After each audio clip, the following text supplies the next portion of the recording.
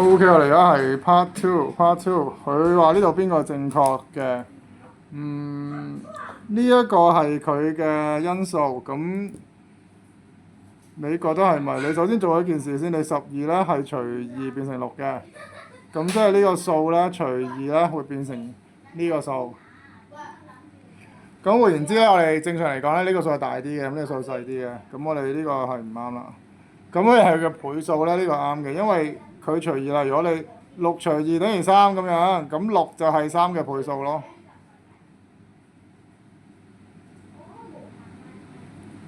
就係3嘅倍數咯，咁樣咯。咁所以呢個係啱嘅。咁佢係6嘅因素係咪啊？佢呢個唔一定㗎。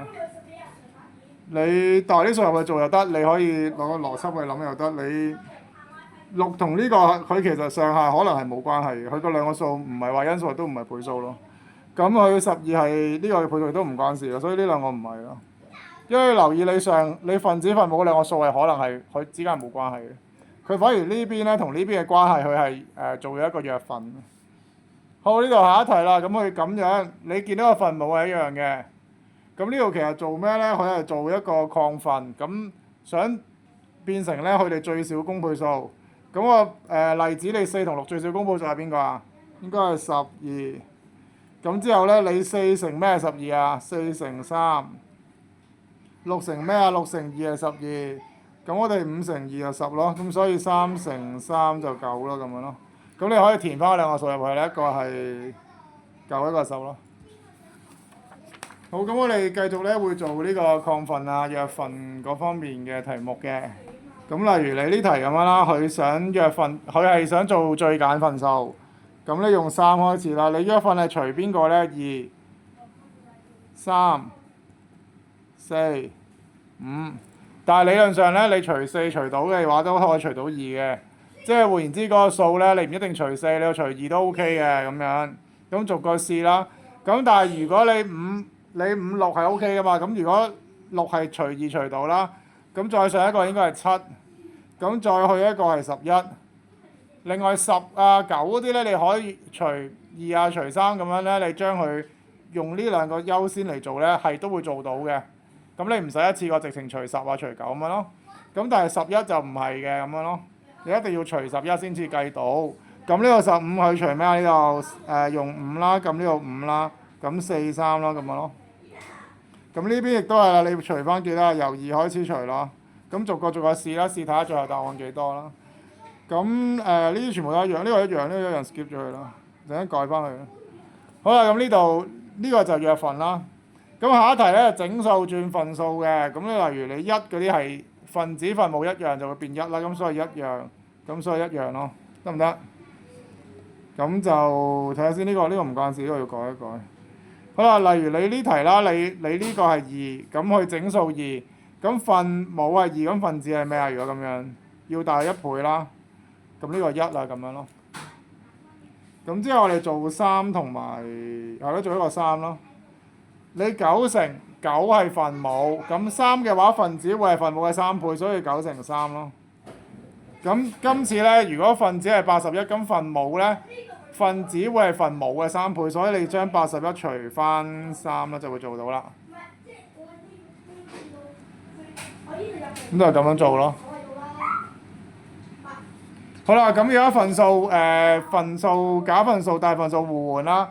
咁例如你呢題咁樣，佢分子係大過分母嘅，咁你嘅做法就你有兩個諗法。第一個諗法咧，我哋可以將佢變成咁樣。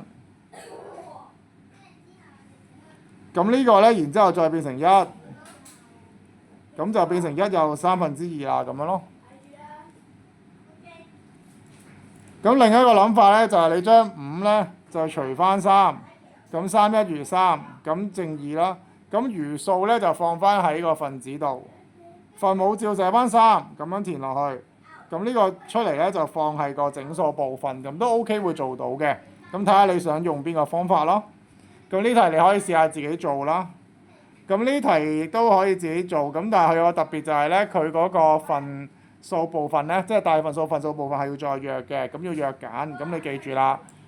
咁你呢度20，我如果除6，6×3=18，咁剩2，咁我哋就係3又2/6，咁再約揀3又1/3咯，得唔得？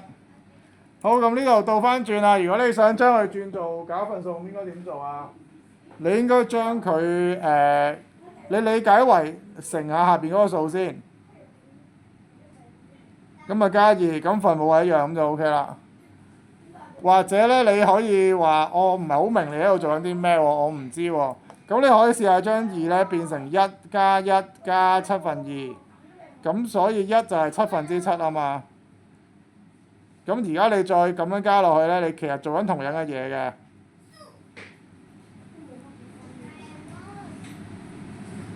咁都係一樣做到同一個結果咧，呢個都係同一個結果嚟嘅。